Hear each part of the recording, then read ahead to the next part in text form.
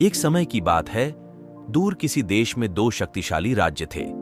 एक था रेगिस्तानी साम्राज्य, जिस पर राजा ओमफायर का शासन था, जो एक चालाक और महत्वाकांक्षी राजा था।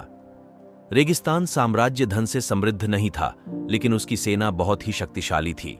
और दूसरा था स्वर्ण साम्राज्य, जहां रानी अभिरामी, एक बुद्धिमान और दयालु नेता, शासन करती थी। स्वर्ण साम्राज्य बहुत ही समृद्ध था, जहां लोग शांति और प्रेम भाव से रहते थे।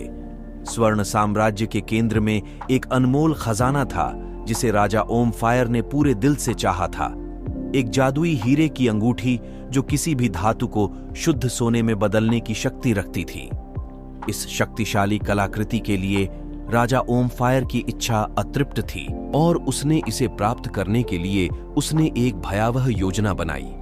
एक दुर्भाग्यपूर्ण दिन राजा ओमफायर ने अपने सबसे भरोसेमंद सेनापति सर तेज प्रताप को एक अजेय सेना के साथ स्वर्ण साम्राज्य को जीतने और जादुई हीरे की अंगूठी वापस लाने के लिए भेजा। रानी अभिरामी एक दयालु शासक होते हुए भी युद्ध के तरीकों से अनजान नहीं थी। वह जानती थी कि उसके राज्य की शांति और जादुई अंगूठी दांव पर थी। जैसे ही सर तेज प्रताप की सेना स्वर्ण साम्राज्य के पास पहुंची, उन्हें अप्रत्याशित प्रतिरोध का सामना करना पड़ा। रानी अभिरामी का प्रतिभाशाली रणनीतिकार रामुआन्ना ने अपने विरोधियों को मात देने के लिए एक चतुर योजना तैयार की। आन्ना जानता था कि सर तेज प्रताप की सेना बड़ी है, लेकिन स्वर्ण साम्राज्य के योद्धा तेज और कुशल हैं। एक चांदनी रात में रामुआन्ना और उनके जासूसों की टुकड़ी ने दुश्मन के शिविर में घुसपैठ की और दुश्मन की सैनिक संख्या और रणनीति का जायजा लिया। रेगिस्तान के छिपे हुए खतरों के बारे में अपने ज्ञान का उपयोग करते हुए रामुआन्ना और उसके सैनिकों ने छिपी हुई खाइयां खोदी और उन्हें रेत से ढक दिया, जिससे एक खतरनाक भूल भुलैया बन गई। जैसे ही भोर हुई, जमीन के नीचे के रास्ते से रामुआन्ना और उनके सैनिक सर तेज प्रताप की छावनी में घुस गए और जोरदार हमला बोला। भयंकर युद्ध हुआ। इसमें रामुआन्ना ने तेज प्रताप पर प्रहार करते हुए उसे जख्मी किया और बंदी बना लिया। तेज प्रताप की सेना अनजाने में कुटिल जाल में फंस गई और एक के बाद एक युद्ध में उलझ गई। अराजकता के बीच रानी अभिरामी के सैनिकों ने अपने शस्त्र से जोरदार प्रहार किया और रेगिस्तान की रेत राजा ओमफायर की सेना के खून से रंग गई। अपने सेनापति के फंस जाने और संख्या में कम होने के कारण रेगिस्तान साम्राज्य के सैनिकों को पीछे हटना पड़ा।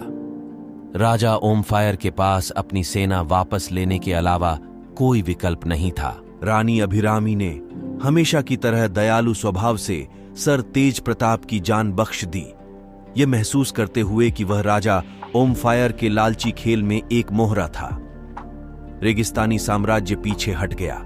जादुई हीरे की अंगूठी पाने का उसका सपना टूट गया। अंत में रानी अभिरामी की बुद्धिमत्ता, सेनापति रामुआन्ना की चालाक रणनीति और स्वर्ण साम्राज्य के सैनिकों की बहादुरी की जीत हुई। उन्होंने अपनी कीमती संपत्ति की रक्षा की और क्षेत्र में शांति बनाए रखी।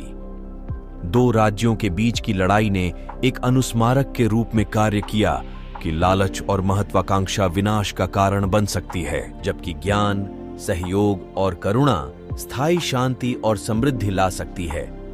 और इसलिए स्वर्ण साम्राज्य अपने उदार शासक के साथ चमकता रहा और रेगिस्तान साम्राज्य ने शायद समय के साथ सद्भाव और सहयोग का असली मूल्य सीखा।